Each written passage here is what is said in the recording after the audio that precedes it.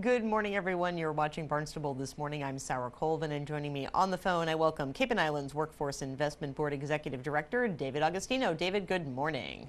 Good morning, Sarah. Great to be with you again. Great to have you on the show. So, David, we're going to start things off today with a review of the August numbers. Of course, a busy season here on Cape Cod. How are the jobs numbers, the employment numbers looking for the Cape?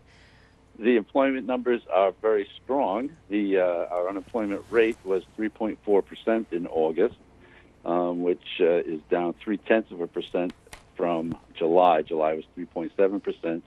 And August of 2015, the same month last year, was 4.4%.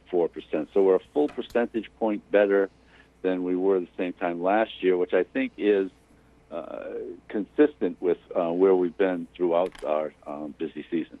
Wonderful. So really, steady employment is good. Any particular changes in sectors, or is it all pretty much par for the course? Yeah, I don't really get a lot of sector information on a monthly basis. It's usually quarterly that I can begin to see sector information. But I did see, I think, economist Dr. Michael Goodman at UMass Dartmouth did a chart recently where he showed that recently construction employment just got back up to its full complement since the 2008 recession. So I think that's been part of the picture as we've gone, especially through this last year, that construction has slowly been regaining a lot of steam and is going pretty well, which is borne out by the anecdotal evidence that I received last week. Last Thursday, the Workforce Investment Board worked with the Cape Cod Home Builders and Remodelers Association, and we had our second annual residential construction career day.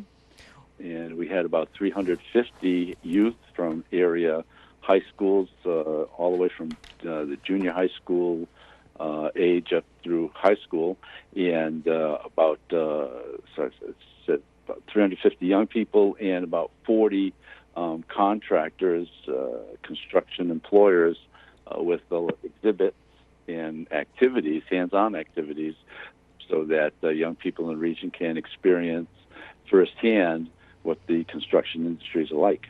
And what I really feel is interesting, David, about this particular event is really its broad scope. I think a lot of people, when they think about construction or they think about jobs in construction, think about being on scaffolding, banging nails, or being on a roof or installing windows, things of that nature. But there really is such a wide array of job options available in the construction field, everything from architecture and design to engineering to even interior design and art for the more creative. And I would assume, and I think that the first year did this, was really kind of expose everyone to that wide array of careers that are available in the construction field.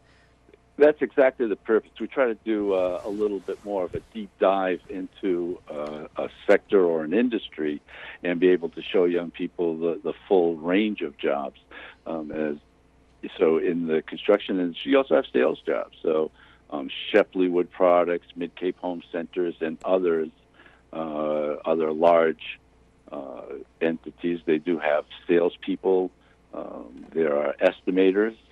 So some of the larger construction companies like Cape Associates have people who just go out on a daily basis and estimate jobs, and those are very important functions. Oh, by the way, I mean, a lot of times that's the individual who's going to be making the direct contact with a customer. So not only do they need to know the construction industry so that they can price things out, but they need to be excellent at customer service. They need to be able to engage that customer and to make sure that that customer stays with the company throughout the process. Absolutely. So tell me about the attendees, the 350 young people that attended Residential Construction Career Day. Who are they? What age are they? Where did they come from?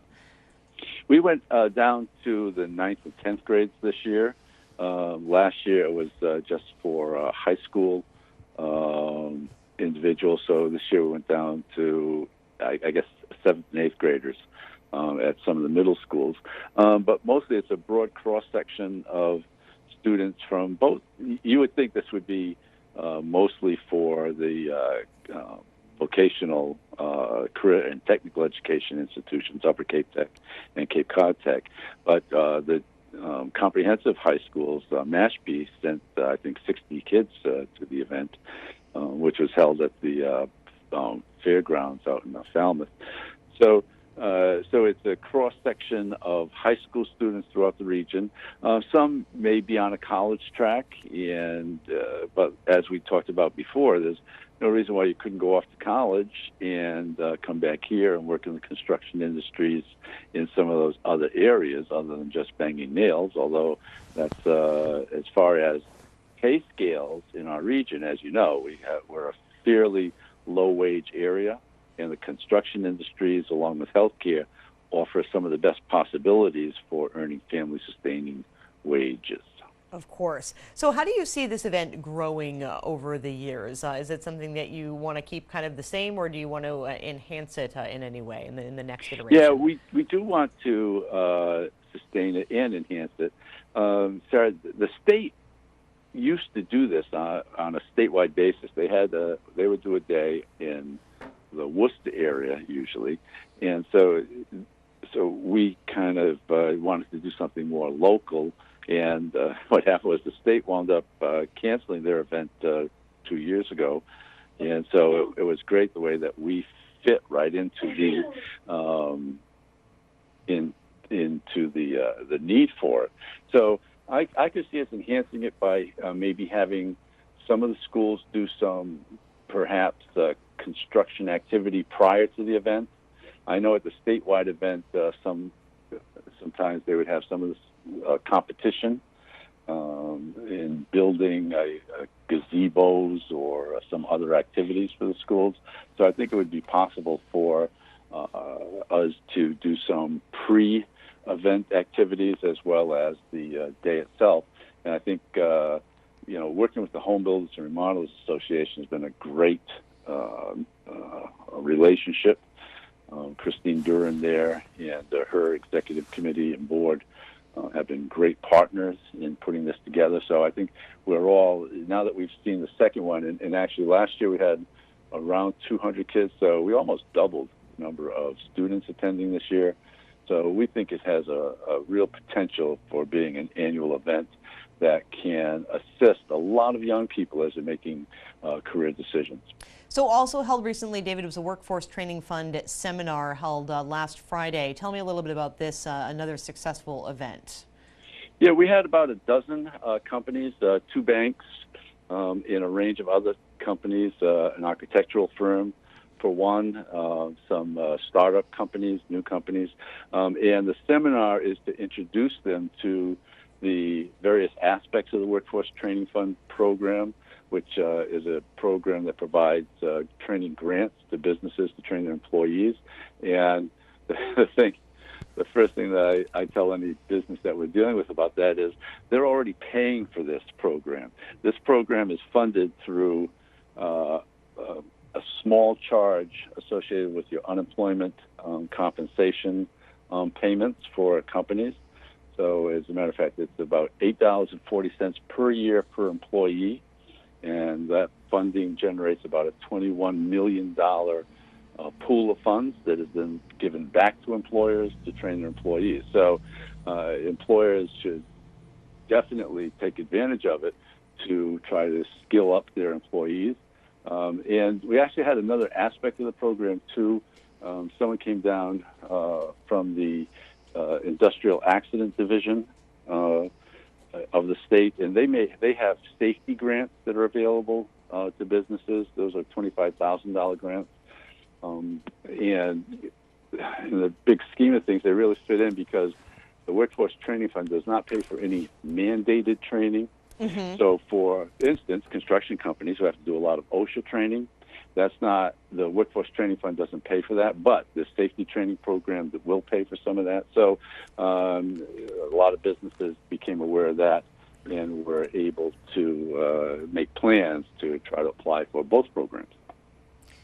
Great. So is this something that's held, David, on a regular basis, or is it something that's once a year? How often is something like this held? We try to do it once a year, and then on our website. And through any speaking engagements that I make, or any chance I have to engage businesses. I always talk about the Workforce Training Fund program, and so I invite businesses to just have a conversation with me. So I'll go to any business in the region and sit down with them and run them through the various aspects of the Workforce Training Fund program. And what I tell them is, look, I'll come out, we'll meet for 30 to 45 minutes, and by the time I leave, you'll know whether or not you want to proceed and submit an application for the Workforce Training Fund program. So we do it on a one-on-one basis throughout the year.